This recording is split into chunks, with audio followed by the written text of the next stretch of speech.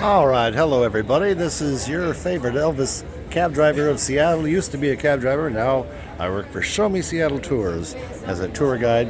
And I was able to get a ticket to come up here to the Space Needle today. First time I've been up since the renovation, where they've made the walls completely see-through, no more unattractive steel cables and barricade in front of you. Looking down on Lake Union here, the University District in the background. This is where Bill Boeing started his airplane company in 1916. Lake Union was named that as it was the logical place to form a union between the large bodies of water on either side of Seattle. In the distance, Lake Washington is 22 miles long and covers 33 square miles of surface area, and the 8-mile-long trench to connect it to this lake continues over to Puget Sound in the distance, the 120-mile-long saltwater sea and inlet of the Pacific Ocean.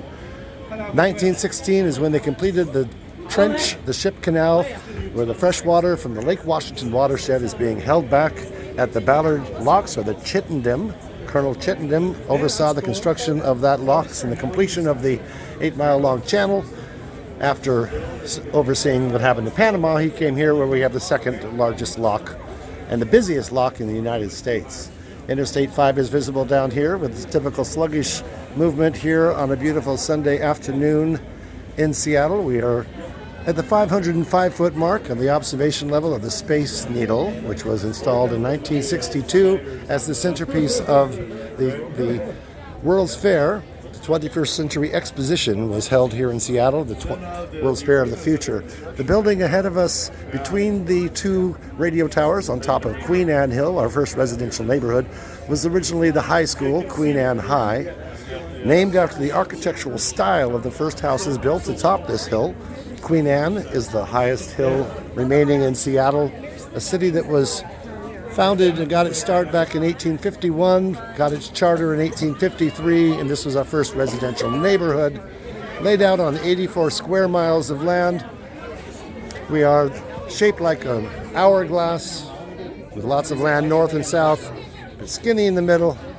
And that's where downtown Seattle is. Here we've got Elliott Bay. This is part of Puget Sound, the 120-mile-long connection to the Pacific Ocean. In the distance, you can see Bainbridge Island, and beyond that, the beautiful Olympic Mountain Range.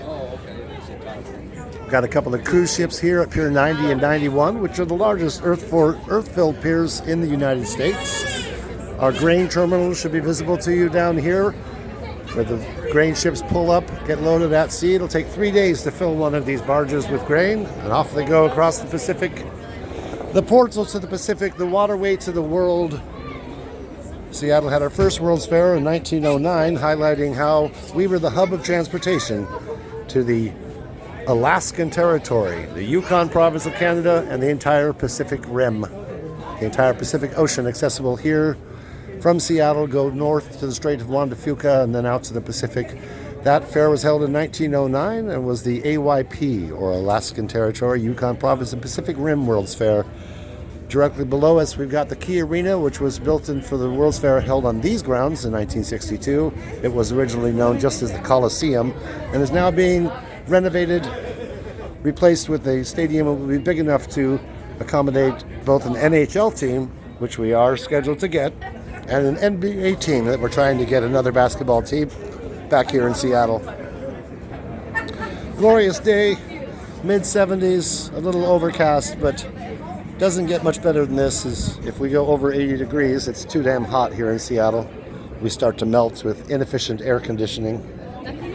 A recent renovation of the Space Needle has removed the original restaurant that sat on a rotating platform and has now replaced that platform. It still rotates, but it's glass now, and you can see down through the floor you're standing on. I don't intend on going out there on this visit. We've got a limited amount of time. Below us, the Pacific Science Center has a laserium, a planetarium, a butterfly exhibit, and the state's only real IMAX theaters. The Boeing IMAX screen in the Pacific Science Center is 70 feet wide and 3 stories high.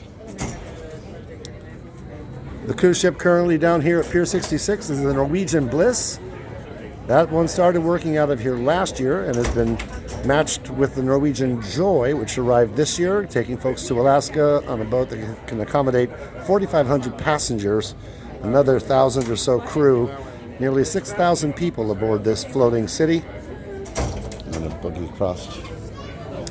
Harbor Island is visible there at the south end of Elliott Bay.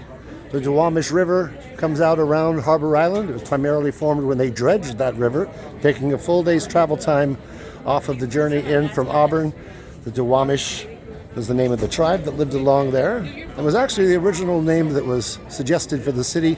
The settlement founded by the Denny Party was naming themselves Dewamps. It was at the suggestion of Dr. David Maynard, who came here from Cleveland, Ohio, and was our most influential early guide. The book written by Bill Spidell describes him as Doc Maynard, the man who invented Seattle. And it was his suggestion that we name the city after the chief of the 4 tribes, including the Duwamish tribe. So we're the only city in the nation that was named after a then-living Native American, Chief Seattle. Christened Noah Seattle when he converted to Catholicism.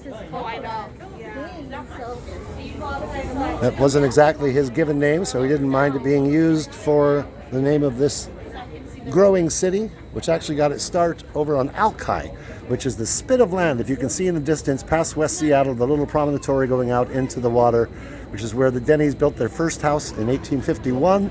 After the winter knocked that down, it was a real trial and tribulation, that first one. He sliced his foot open while he was cutting the shingles to make the roof. Didn't have the roof on when the rest of the party arrived. It rained and rained and rained and rained. And they moved across the bay down here to where the stadiums are and rebuilt their home and started the city down on the mud flats between Elliott Bay and Beacon Hill, just past the skyscrapers of the city. Beacon Hill had water coming up all the way to the base of that until the regrading project raised up that whole area down where the stadiums are. About 1,200 acres was brought up, an average of 17 feet. They moved an estimated 450 million tons of dirt around the city. After the Great Fire of Seattle in 1889, this regrading project went on for 30 years, greatly changing our topography. And here's a good view of the skyline of Seattle. The tallest building in the distance, the black one, the Columbia Center Tower, coming up 960-some feet, was opened in 1985 and has been the tallest building in Seattle ever since. They're currently building some towers that will be taller, but that is where Martin Selig found a way around the limitation of how tall you could build. The cap had a loophole that he exploited.